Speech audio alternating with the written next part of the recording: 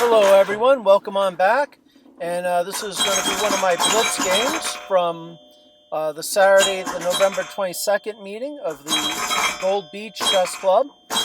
And yeah, it's going to be an interesting game. It was played against Mr. L. And Mr. L loves his chess. So right here, let's take a look. First move by me, e4, best by test, Bobby Fischer, d5, Scandinavian defense. Typically, you'll see something like e takes d5 for the Scandi, queen takes, and then after knight c3, you might see either queen a5, the old main line, the newer main line, queen d6, queen e5 check, kind of a sideline, queen d8, not as popular. But in our game, I just push the pawn past, and pretty soon we have a French advance kind of setup. He gets his bishop outside the pawn chain, great idea. I strengthen my pawn chain here so that these pawns protect each other. He's got his bishop outside his pawn chain now, all very good opening play.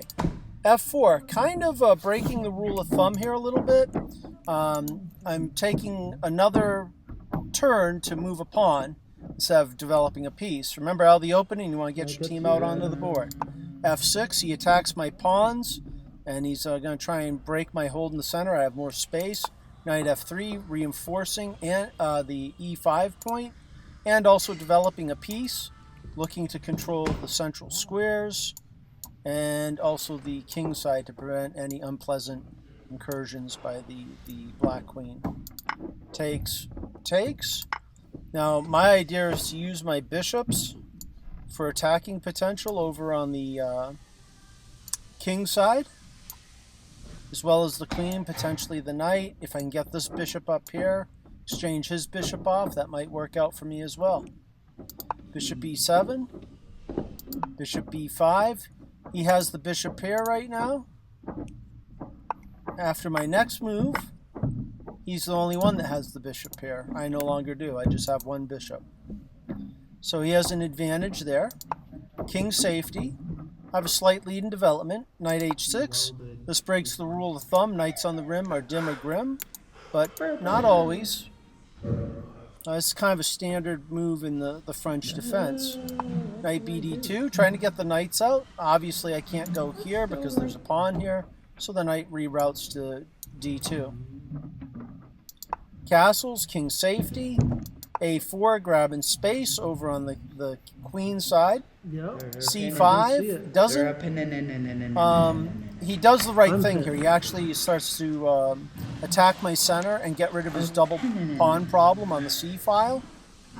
It would have been bad for him if he had allowed me to eventually get this b2, b4 in, and then really crunch down on the dark squares. Like if I move this pawn to a5, then he won't ever be able to get rid of this lead doubled c pawn here.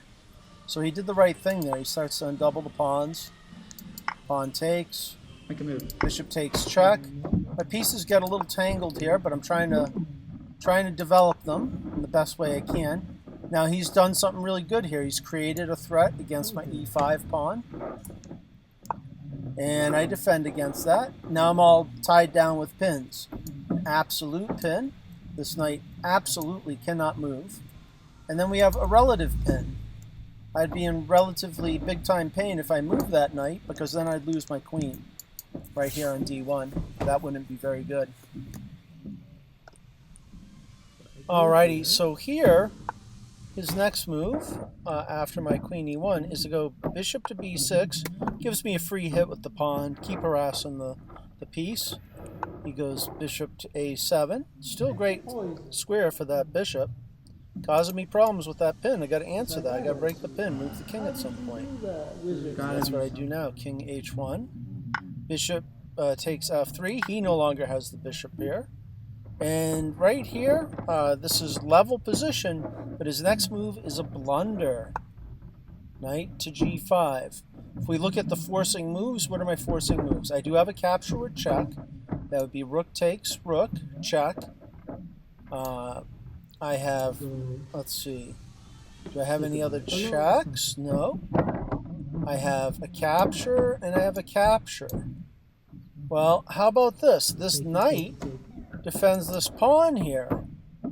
And if this queen's over here on g5, then this knight taking on e6 would be a fork on the queen and the rook. So that's what we did. We take, he takes, and now there's a fork. And when he comes back to defend the queen, the best thing for me to do is just exchange off the rooks, threaten to capture his pawn on a6, try and encourage him to exchange. When you're down material, you try and avoid exchanges. He is down in exchange, and he's down a pawn as well. So now I've cut his king off. His king can't cross over to help defend. And in the endgame, the king is a fighting piece. He tries to get some activity for his bishop.